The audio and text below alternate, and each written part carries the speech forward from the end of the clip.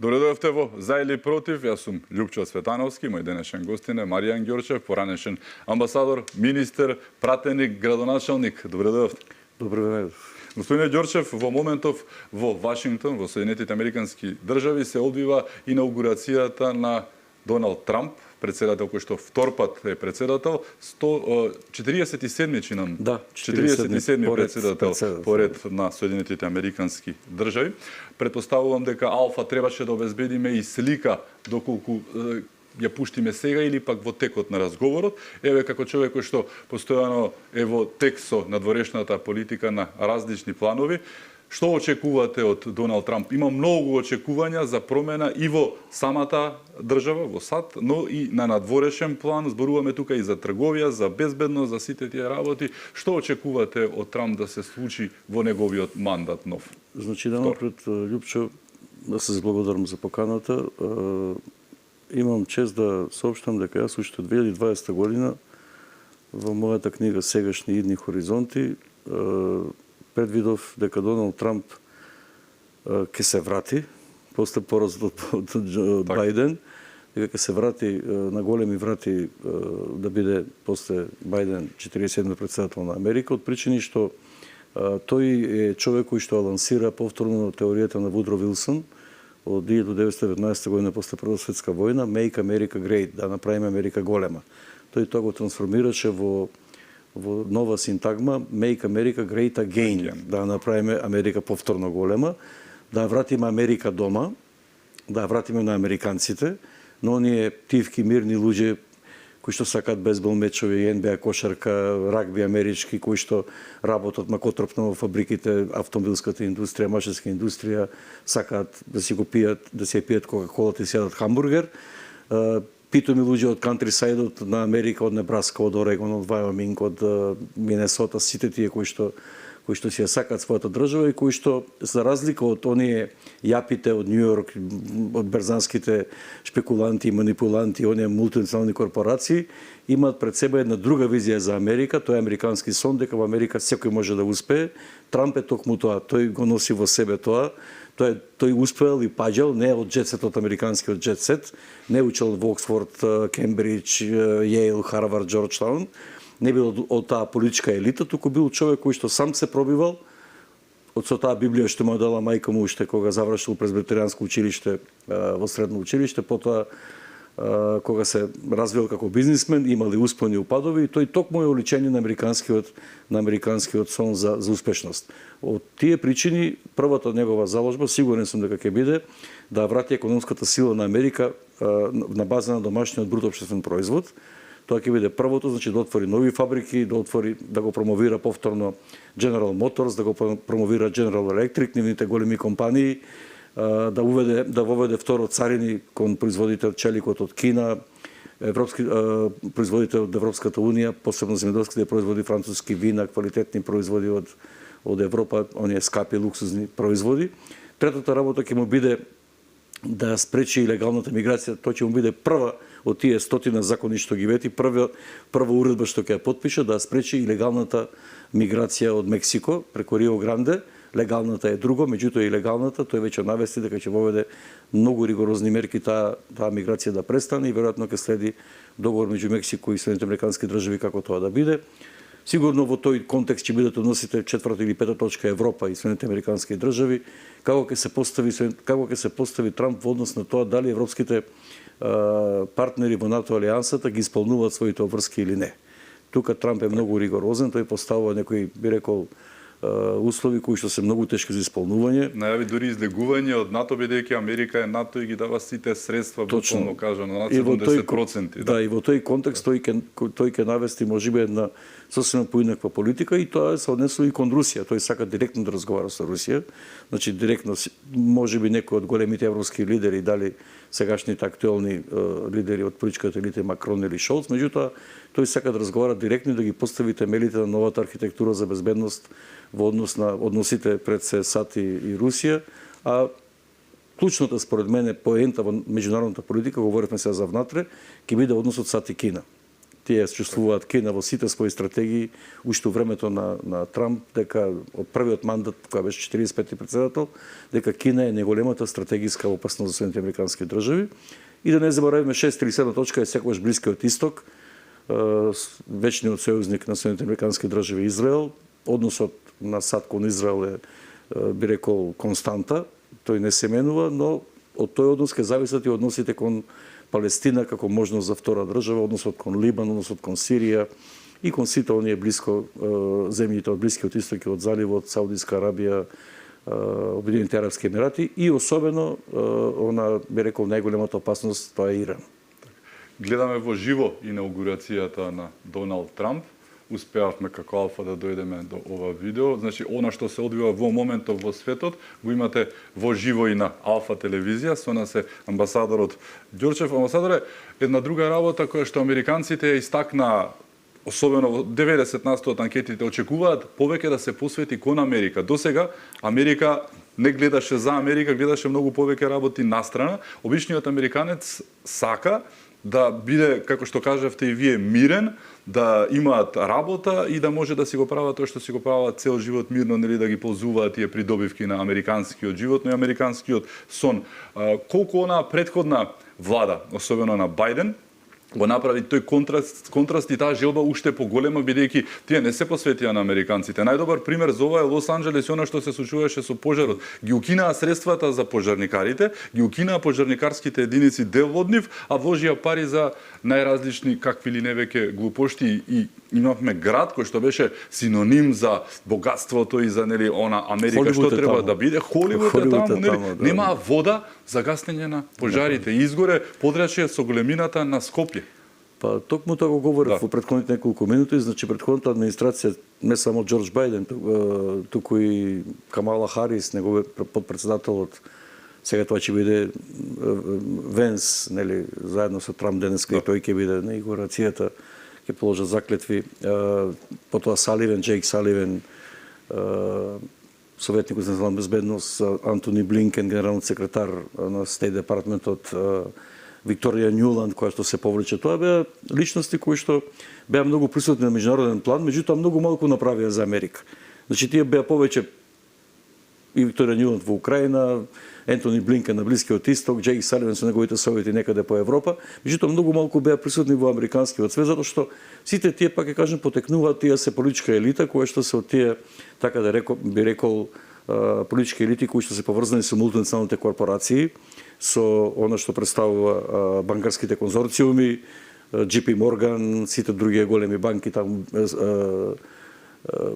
Citibank и сите оние големи банки кои што ја контролираат, да речеме, го контролираат економскиот развој на Америка. И токму затоа тие не се посветија и не може да се посветат затоа што гледате и тогаш и сега и 2020 и сега 2024 година за Трамп гласаше countryside, гласаше внатрешноста, гласаше на Америка, кажем, она класа која што фактички диктира и е носител на оно што представува американскиот развој. Овие другите, знаете, берзата е убава работа, ама секоја берза е шпекулативен капитал. Краткорочен профитен интерес, користите берзата транзакција, станувате многу богат, утре може да станете многу сиромашен, меѓутоа она што е носител од производството, индустријата, тоа е секогаш во оној централен дел во Америка, земјоделството, Америка, знаете, е прва по сите производи пченица, пченка, тутун, водечка во светски размери, во федералните резерви се најголемите залихи, светски залихи. Така што јасно е дека демократите пропуштија шансата. Не е само Лос Анџелес, има многу примери во Америка и овие ураганите што се на Флорида и начинот на кој што се покриваат тие загуби. Потрошени се огромни милиарди за надвор за потребите, се разбира и за важно и за светскиот мир и за светската би рекол констелација на односи. Меѓутоа клучно е дека во Америка за Америка посветува многу помалку внимание отколку што посветуваше Трамп пред 4 години и како што се надам че посветува Трамп во следните 4 години. Беше интересно очекувањата кои што беа и анкетите кои што се случија пред да дојде Доналд Трамп на власт, наведуваа дека Камала ќе победи како човек кој што сепак 4 пати бил во САД, еднаш и во Канада на подолго време. Тогаш јас бев во времето кога победи Барак Обама првиот мандат. Да. Претходно сум бил и со потпишувањето кога стратешкиот договор со Кондолиза Рајс и Милошевски во времето на Џорџ Буш, но тогаш сето тоа што го гледав беше се подразбираше дека ќе дојде Обама. Обичниот човек беше премногу лут на тоа што го правеше Џорџ Буш и едноставно го казнија, го донесоа Обама. Сега, гледано од страна, но читајќи што се случува по Америка и гледајќи по медиумите, мене ми беше чудно што воопшто некој можеше да помисли дека Камала ќе дојде. Се гледаше револтот на американецот кој што дојде до израз на изборите со оној страшен пораз што Трамп го приреди нели на Камала. Си го заслужија ова, си го бара што вели народот наш македонски со боринче демократите да го добијат ова, републиканците се сега доминантни на секое можно. И во Сенат и во Конгрес, да. Так, и председател. И председател. Меѓутоа, факт е дека зад Камала Харис и за целата кампања на демократите стоја големите медиумски куќи. Значи CNN, најголемите звезди таму, најголемите беше многу интересно. Настапува, ги подржува и тука е таа дискрепанца помеѓу американскиот граѓанин, еден обичен американски и граѓанин звездите. и Народот ги порази. И џет сетот. И го победија елитата, политичката елита победија со волја, со гласање, со поддршка на Трамп, и Трамп направи уште еден голем чекор. Денеска инаугурацијата ја ве гледаме, ќе бидат присутни тројца големи, би рекол едни од 10 најголеми бизнисмени во Америка, ќе бидат и Илон Маск, и Безос, Џорџ, ќе биде и Марк Закерберг или Цукерберг, како се го толкуваме. Го преобрати него да успеа. Значи, тие тројцата дадоа исто така голем придонес со застанувањето на поддршката, посебно Илон Маск, кој што беше и главен спонзор во кампањата и човек кој што промовираше дека ете треба да победи американскиот народ.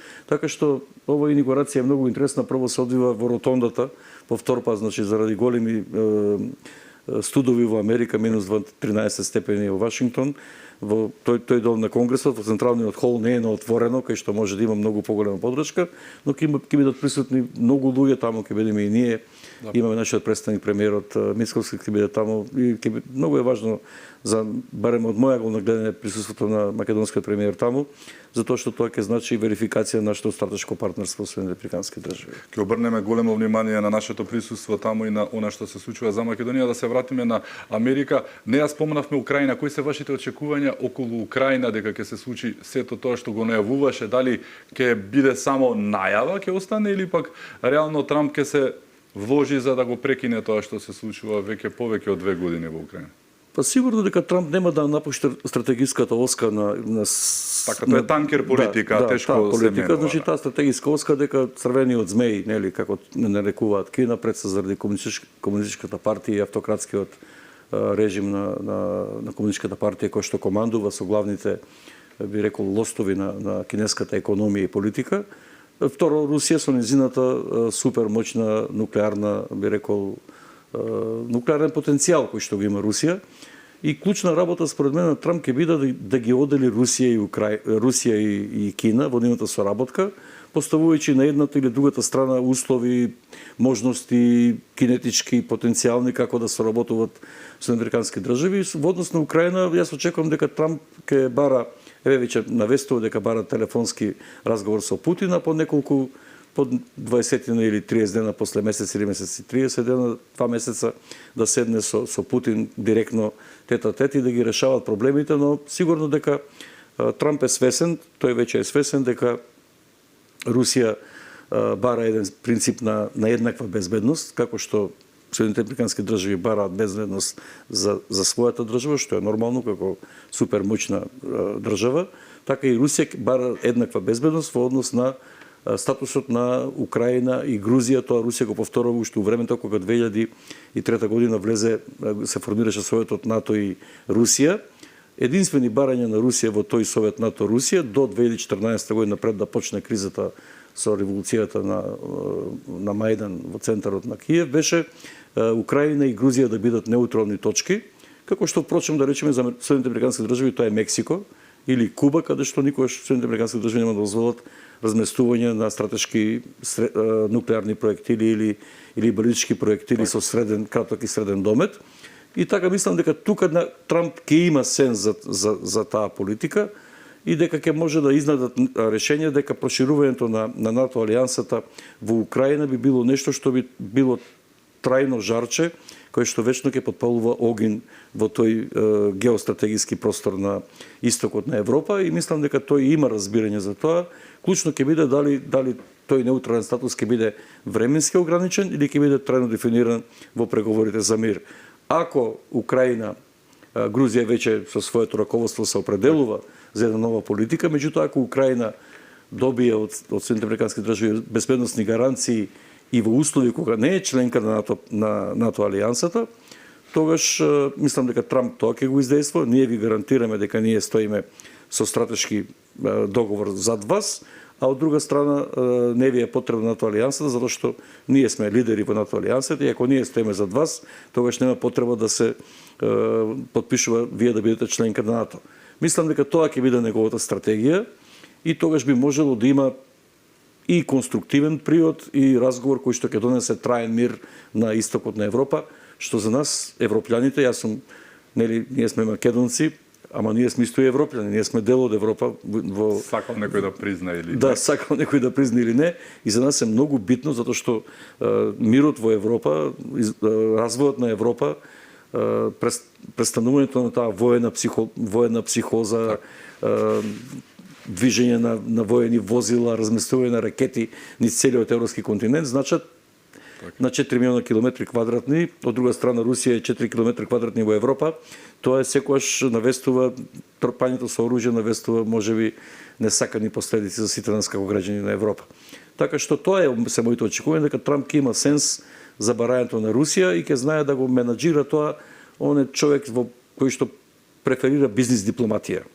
Преку дипломатија низ бизнис. Ќе понуди алтернатива, што би значило тоа во делот, ќе бидат допрани сигурно и северниот ток 1 и 2, кои што беа разрушени во текот на 2022 година во септември или октомври. Начинот на енергетскиот баланс Европа-Русија, оној дел кој што да речем има сега функционира турскиот ток. Турција, ако е членка на НАТО, се уште гради нуклеарни реактори на база на ториум, 4 нуклеарни реактори, руски нуклеарни реактори во Ајакол. Го користи рускиот газ, го користи азербејџанскиот газ и Русија стана, би рекол, во овој момент гигант, енергетски гигант на југот на Европа, во оној дел што е Босфорот, портата на Европа, и тоа на некој начин покажува дека таа позиција на Турција, таа позиција на Русија во однос на Европа, и Трамп ќе знае како да ја менаџира и да ги убеди европските лидери дека мора да има баланс на силите на истокот на Европа, за да може и Соединетите американски држави својот економски интерес да го реализираат. Оти пак е тоа бизнис. Се разбира дека течниот газ од Катар и од Соединетите американски држави носи профит за нив. Се разбира дека нивниот интерес е и понатаму да има доминантна позиција во размената преку ТТП, трансатлантскиот договор за инвестиции и партнерство Америка и Канада со Европа. Тоа е договор кој што е многу значаен за Соединетите американски држави. Така што очекувам дека тој со притисок врз Европа и врз Русија ќе успее да најде една медијална точка кој што ќе се најде мирно решение за судирот во Украина. Да ги подсетиме гледачите дека во моментот ја гледаме во живо инаугурацијата на новиот 47-ми претседател на Соединетите американски држави Доналд Трамп. Она што го споменавте токму околу Европа. Работата со бизнисот и парите во меѓувреме, оние неолибералните групации и приврзаниците блиски до демократите, кои што доживеа тотален неуспех на изборите, проширија токму што се однесува на Европа една вест или серија низа вести дека доаѓањето на Трамп ќе биде апокалипса денес за Европа, за пазарите европски, дека ќе се случи тотален крах на се. Еве, доаѓа Доналд Трамп, тоа не се случи, но дали ќе има влијание, бидејќи тој најави поригорозен пристап кон Европа и европскиот пазар, како Америка, во однос на тоа што се случувало досега. Треба ли Европа да се плаши од доаѓањето на Трамп во овој однос, или треба да ги гледа и придобивките кои што ги спомнавте претходно, особено со воената криза, односно војната во Украина, намалувањето на тензиите, враќањето на пазарите на вистинското ниво, енергенсите и сите тие работи кои што се рак рана за Европа во моментов, се најавува затворање во Германија на голем дел од Volkswagen групацијата, не па натаму да одиме. Нешто што е тотален дебакл за Европа, која што кажа и самите се сеќавате на на предвидувањето на еден од најпознатите економски аналитичари, Драги мислам дека беше, кој што Марио Драги, кој што предвиде дека ако Европа во следните години не се соземе и не се врати на вистинскиот колосек во економијата, дека ќе биде тотален крах и ќе почне да тоне уште многу побрзо надолу и дека треба да го направат тоа што треба да го направат. А тука повторно зборуваме за енергенција, за погрешна политика, за многу грешки што се направија во низа. Што ќе значи Доналд Трамп за европската економија? Па, еве пак на тој преку таа негова бизнис дипломатија, тој мислам дека ќе губи европјаните, дека времето на либералните политички елити, клиентелистички поврзани со мултинационалните корпорации и банкарски конзорциуми е завршено.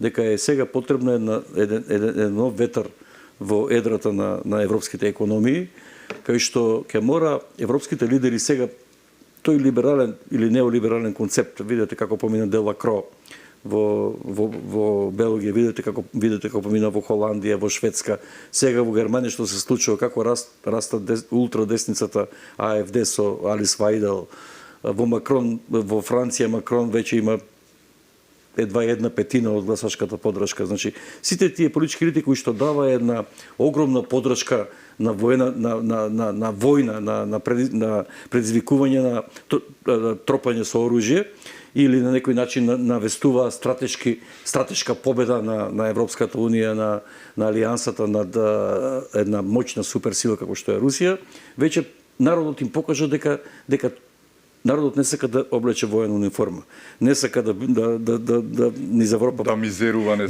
сака да страда, не сака да нема газ, не сака да немат да не работат фабриките зашто нема кокс. Да речеме цела Источна Германија, една Ангела Меркел која што живеела и во времето на Демократска република Германија под друго општествено уредување, знаеше дека цела Источна Германија од Росток долу до Котбус, значи таа е концепирана на коксот од Украина, од Русија, на јагленот, на нафтата, на гасот, и таа знаеше дека таа Источна Германија која што се обедини со Германија 90-та година со Западна Германија и стана обединената Германија, што беше потребно за Германија како во демократски аголна форма на управување.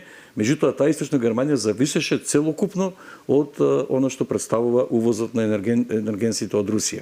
И такво пресечување на тој енергенски... И нуклеарните централи ги затворија, настана, тоа беше тотално...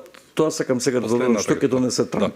Значи, тоа сега што Германија 2 години поред има 0% економски раст, значи дека Германија е во една страшна социјална положба, мигрантски многу загрозена, рецесија економска, од друга страна незадоволство на граѓаните, инциденти со оние доселеници кои што полулегални, легални, илегални, и тука сега се навестува една друга ситуација околу таа зелена европска агенда.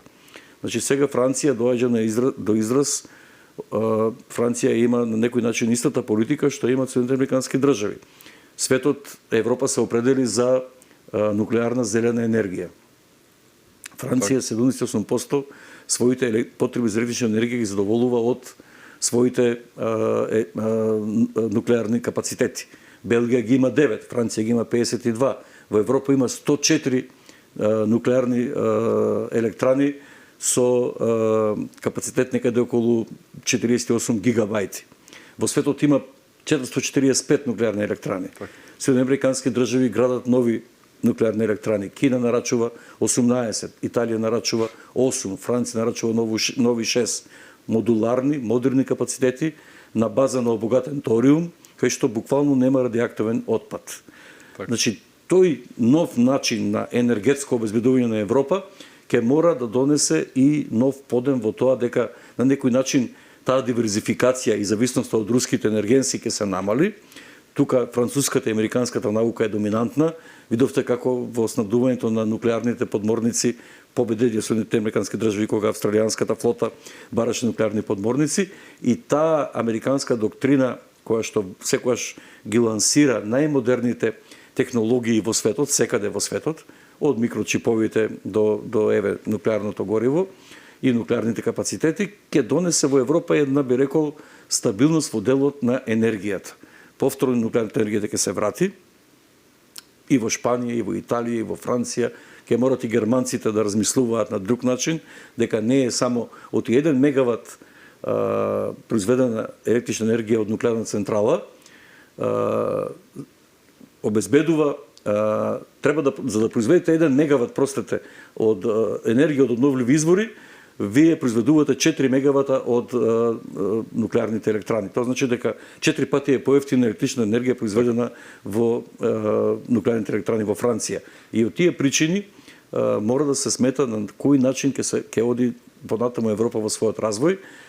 Особено, уште еднаш ќе кажам, намалувањето на војните расходи, стотици милиарди потрошени за ракети, за тенкови, за авиони, за и оној страв дека ќе се дојде до воен судир на Европа и Русија е бесмислен ако се знае дека ниту Русија има сила да нападне Европа, тоа сум убеден во тоа, ни во однос воено можеби во однос на проектили, балистички проектили, суперсонични проектили, но нема капацитет човечки да нападне Европа по сите мерни единици на руската војска, ниту пак Европа сакав да се бори со Русија и целиот тој, би рекол, нагласен пред се хибриден аспект на распирување на војната, кај што единствено победува на берзите, заработува војната индустрија. Независно кој тип на војна индустрија, француската, германската, италијанската, американската, заработуваат и во Русија исто заработува војна индустрија. Не заборајме, тука нема идеолошка битка, и Русија е капиталистичка земја. Исто како што е и западниот свет.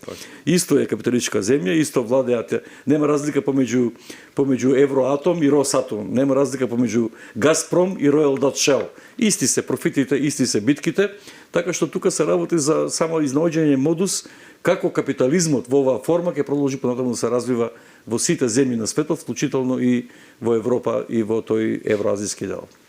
Гледаме во моментов се одвива инаугурацијата, гледаме пристигањето, видовме го поранешниот председател Барак Обама, мислам дека и Бајден во меѓувреме влезено. Сите ќе бидат, рекоа дека ќе бидат сите, и Барак Обама, и Џорџ Буш помладиот, и Бајден ќе биде. Сите тоа е американска традиција. Традиција, да, ќе бидат сите. Но има една битна работа за Македонија. Македонскиот премиер Христијан Мицкоски е единствениот лидер од Балканот кој што присуствува на инаугурацијата на Доналд Трамп.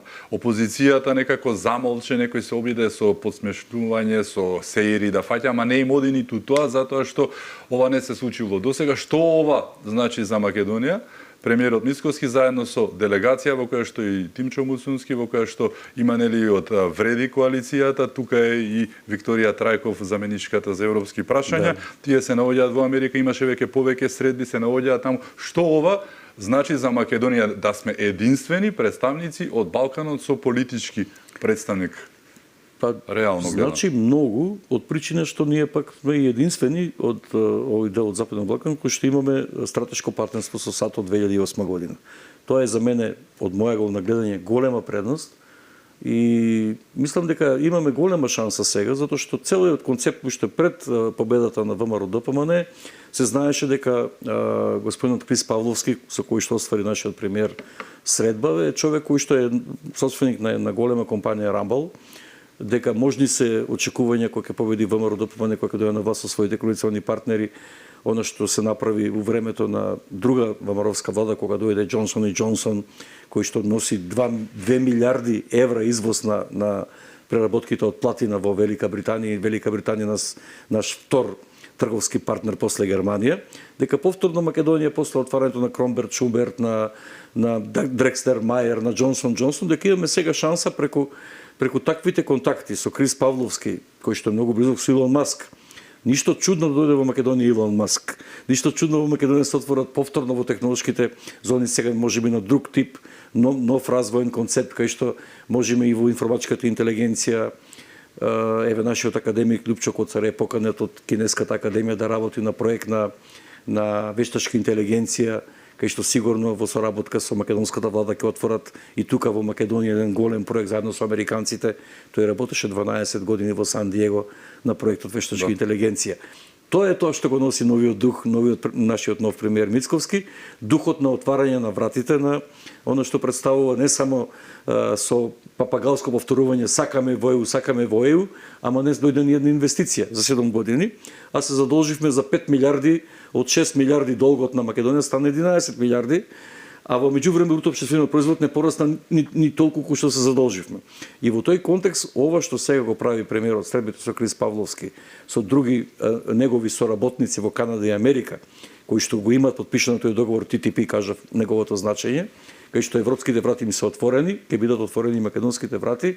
Јас сум убеден дека во скоро време, најмалку за година до година и пол, ќе дојдат големи инвестиции во Македонија, кои што ќе значат еден голем подем, знаете, странските директни инвестиции се инекција за брз економски развој во секоја земја, особено во области кај што ние сме силни, во машинската индустрија, во делови на автомобилската индустрија, ние ги имаме тие фабрики и порано сме ги имале и сега преку Костал, преку други машинската индустрија и сега што ги имаме капацитети кои што се можеби сега затворени, но многу лесно може да бидат отворени.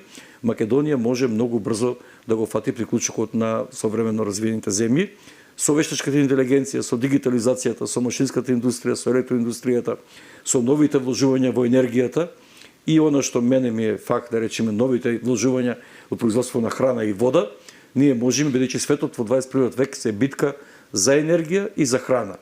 Македонија го напушти тој концепт за трансформација на нашиот агрокомплекс, кој што е единствен, има европски сертификат, но ќе мора да го обнови. Јас се надевам дека нашата нова влада и со помош на Соединетите американски држави, тој пазар е огромен. Имаме ние можности и нашето вино и нашите македонски производи, кои што и порано сме ги пласирале, повторно да се најдат таму на тие пазари на северноамериканскиот континент, па и подолу во тој дел на Средна и Јужна Америка. И мислам дека тоа е шансата.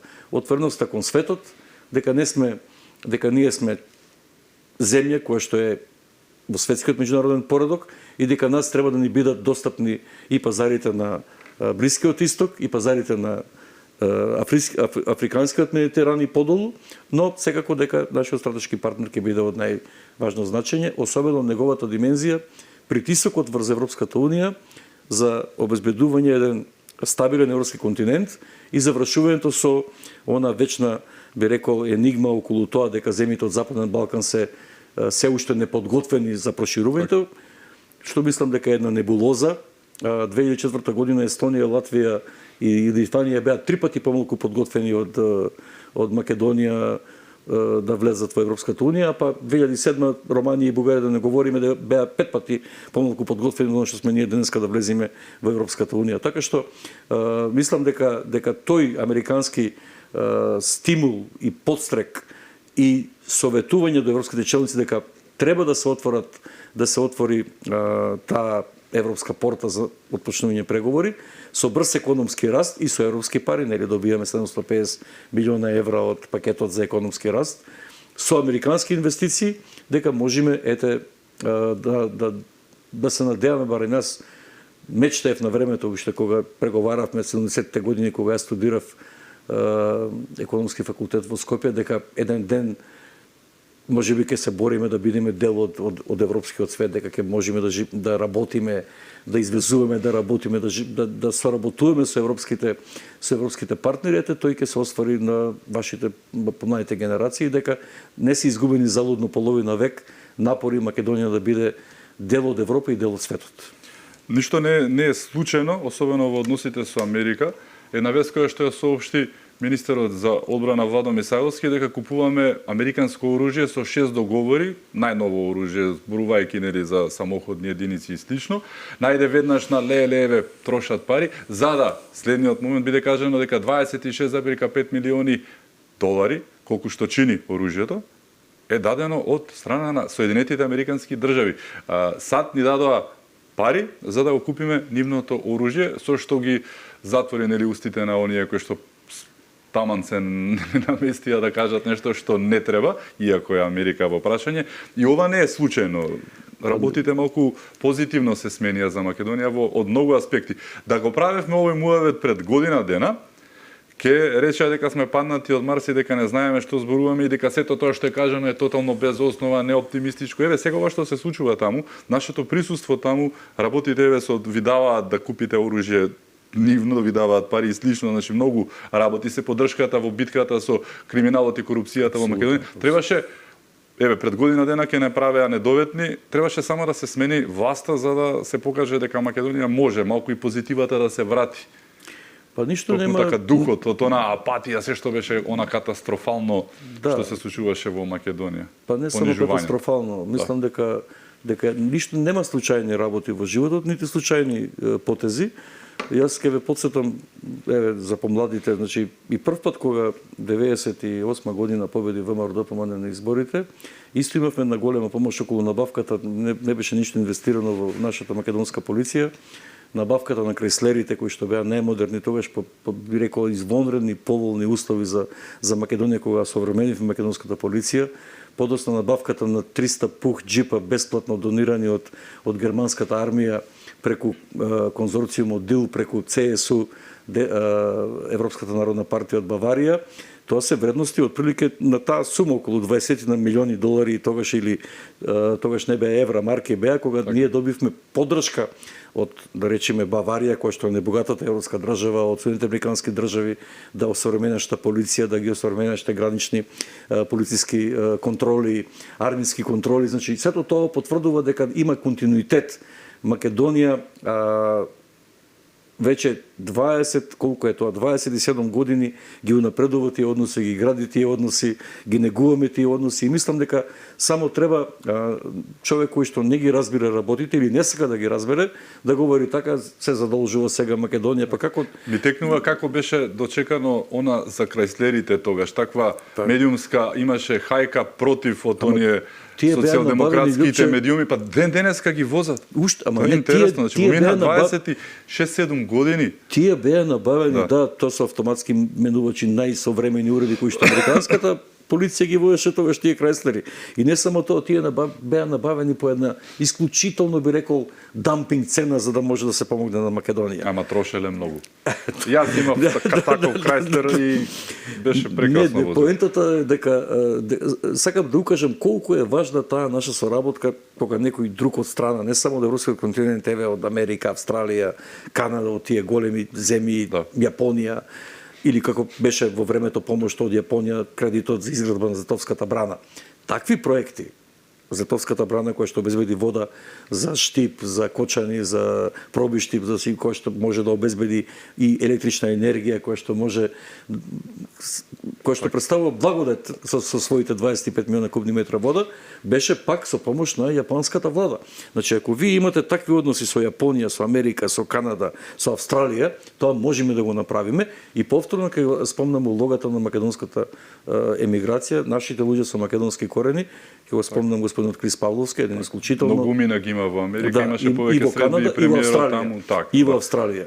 Последниот попис 2019 година за употребата на јазикот, 117.000 млади австралијанци кажа дека говорот на македонски, мајчиниот јазик им е македонски. Значи тоа се веќе трета генерација, која што 117.000, знаете што представува тоа? Че тоа е една популација огромна, млада, потенцијална, образувана, по англосаксонски терк, а тие се во душата македонци и можат многу да помогнат во тој дел на пренесување на знаење, едукација, користење нивно, отварање компании тука. Јас сум непоправив оптимист кога го прашаме македонската држава дека ние само со таа енергетска, би рекол, промисла што имаме, нели сме првата земја од кај што Свети Павле доаѓал тука и го просветло ова население тука со Христовата светлина, мислам дека ние имаме голема шанса овој пат, ако знаеме да ја искористиме, ако бидеме единствени, Македонија да тргне многу брзо напред. Во теке инаугурацијата на Доналд Трамп, Алфа се враќа во живо и со инаугурацијата, но со толкувањата исто на амбасадорот Маријан Ѓорчев. Ке зборуваме повеќе за влијанието на Доналд Трамп врз Македонија, дали може да видиме нешто такво, дали е преоптимистички да се очекуваат многу работи во однос на политиката кон Македонија и она што не обременува особено Бугарија и нивното вето, уцена, блокада, како да го кажеме, околу евроинтеграциите. Се враќаме веднаш по рекламите со нас е Маријан Ѓорчев. Останете со нас.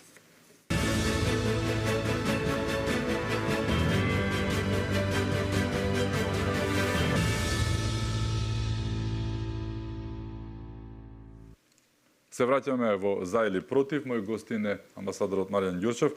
Во моментот се одбива инаугурацијата на Доналд Трамп. Се обидуваме да направиме и пренос во живо или со мало за доснување на сликата, но таму сме во Вашингтон како Алфа, успеавме да дојдеме до материјали. Амбасадоре, Вашингтон со поинаква оптика да гледа кон Балканот е идејата која што премиерот Мицкоски ја носи во Соединетите држави, тоа го кажа пред да замине, но и кажа преку Мусунски и преку него дека македонската влада очекува од новата американска администрација да отворат прашања од сериозен економски, политички и безбедносен карактер. Дел од работите и ги опфативме во првиот дел од емисијата, но дали е премногу оптимистички сето ова да се очекува? Од друга страна, така го наметнуваат во медиумите дел од нашите аналитичари, така наречени и слично. Од друга страна пак се обидуваат и да го минимизираат ова што се случува таму. Ние сме единствени од Балканот присутни со еден лидер, односно премиер, единствено Македонија е таму. Имаше покана и Орбан, но тој поради причини наведе дека не може да дојде.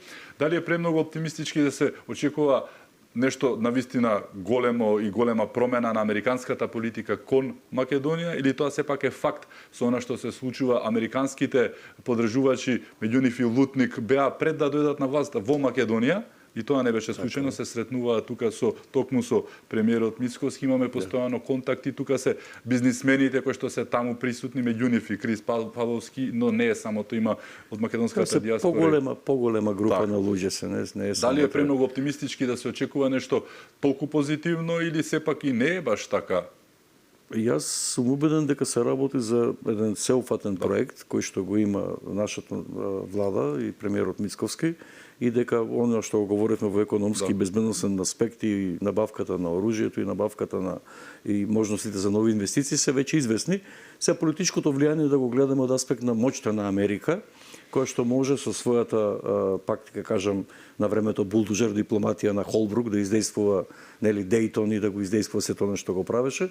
Американците имаат огромна сила во однос на практичноста на нивната политика, да укажат прагматични се многу, да речат, да седнат на горливи проблеми и да ги решаваат по принцип, ете, имате проблем тука, дајте да го решиме. Сум бил свидетел, нели, на некои такви ситуации, дајте да го решиме вака. И тие ќе предложат свое видување, може нас да ни одговара, може да не ни одговара, но се прагматични.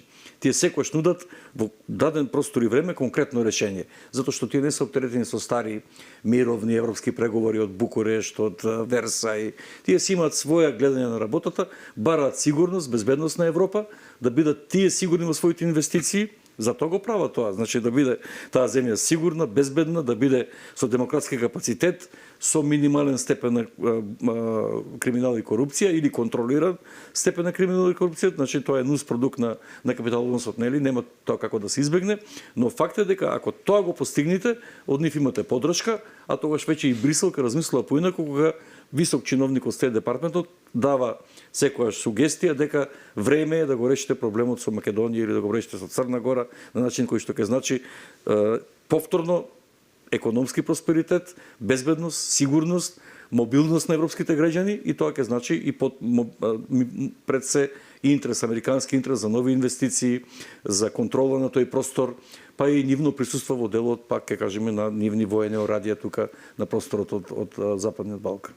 Колку е оптимистички да се очекува и нивна инволвираност во македонско-бугарскиот спор, кој што всушност е потенциран и на тој лош пиедестал токму благодарение на нашата претходна влада која што потпиша нешто што не требаше да го потпише. Сите им викаат дека ќе зажалат и ќе зажалиме за тоа и се уште жалиме за тоа, но можно ли е да се инволвира САД во оваа приказка, бидејќи знаеме, токму ја споменавте, Холбрук, дипломатијата, тоа е познато, кај нив не мора да биде ниту јавно, ако сакаат да направат нешто и да притиснат некого, а во овој случај зборуваме за Бугарија, најсиромашната земја во Европската Унија, тоа може да го стори и ЕУ, но очигледно немаат некој голем интерес. Дали може Америка да биде еден вид медијатор на македонско-бугарскиот спор, она што се предлагал од нас, нели, одложено прифаќање на уставните измени поврзани со влезот во Европската Унија, кога веќе нема да биде битно, ќе бидеме на исто рамниште, нели? Можно ли е такво нешто од страна на САД? Љупчо, тоа според мене е суштината на американското посредување. Она што ние сега го нудиме како предлог, кај нашата влада што го нуди до Европската Унија, до Европската комисија, нели, до челниците на Европскиот совет, е дека ние немаме проблем да влезат бугарите во уставот. Логично би било тоа да биде тогаш кога ние ќе ги завршиме преговорите и кога сите точки од сите поглавја, значи сите 35 поглавја во 6 кластери ќе бидат исполнети, тогаш ние уште сега да изгласаме дека сме подготвени бугарите да влезат во уставот. Тоа е толку практично, во американски стил е предлогот. И мислам дека кореспондира со нивната стратегија на решавање на конфликти и проблеми секаде во светот. Независно дали е на Блискиот исток, дали далечна Азија, дали во Европа, еве сега. Мислам дека тој предлог е многу конструктивен. Од друга страна, Соединените американски држави се многу присутни во Бугарија. Направија многу силен морски логистички центар во Варна. Тие имаат две бази во Безмер и Ново село во Бугарија, кај што ги осовременуваат со најмодерни уреди.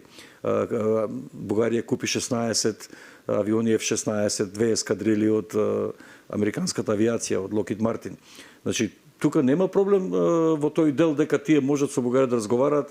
Јас уште тврдам дека целиот бугарски врв сега, ова влада што е сега направена, е направена токму малцинска влада, баш токму малци и со помош на американците, кои што сугерира дајте направете политичка влада заради безбедноста која што ни е битна сега на истокот на Европа.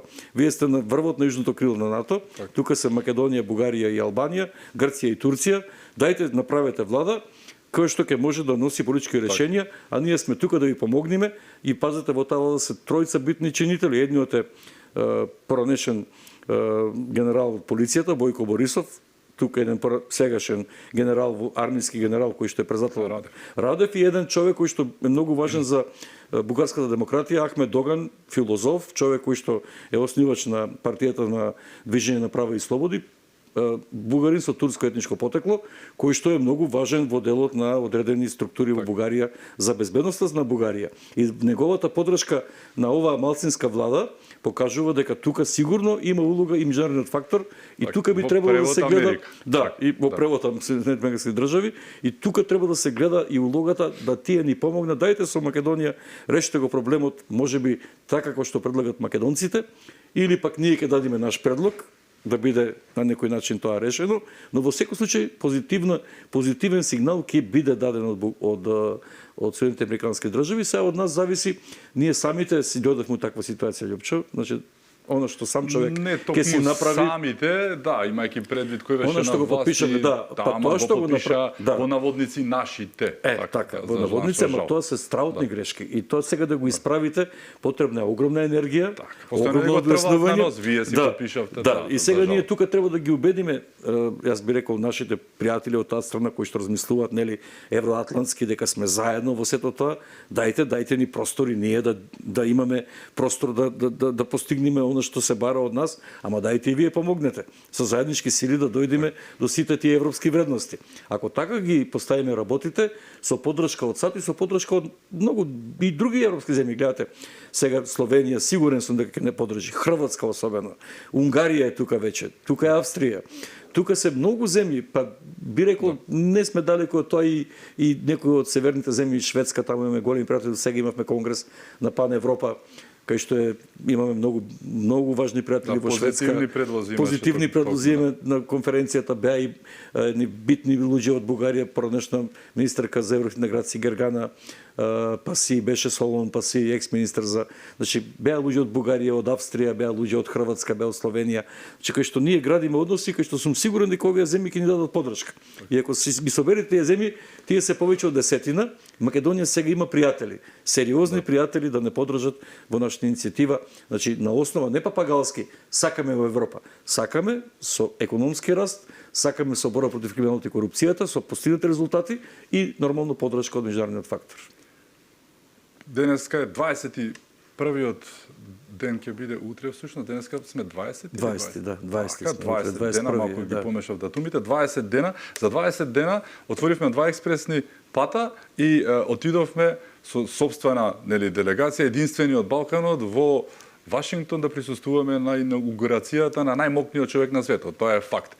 Што значи ова за Македонија за крај и каква 2025 година очекувате? Па ако по денот се познава утрото, значи она што се направи сега со отворањето на овој експресен утрото по денот. Да, утрото по денот. Денот по утрото се шегувам, да. Да, значи ако е тоа така, можеме да очекуваме една добра година, година на просперитет, година на стабилност, стабилизирање на македонскиот би рекол пред се македонската политика, една обединета цел која што може да се реализира во сите три општествени подсистеми и во формата на управување, јакниот демократскиот капацитет, преку борбата со криминалот и корупцијата, во формата економскиот подсистем да зајакне со нови инвестиции, да зајакнеме и во делот на она што за мене исто така многу важно, образованието, здравството, конечно да се реши тој проблем со клинички центар, конечно да се реши образовниот систем, да тргнеме во патот, како што реков, со нови форми на едукација, на вештачка интелигенција, нови форми на едукација,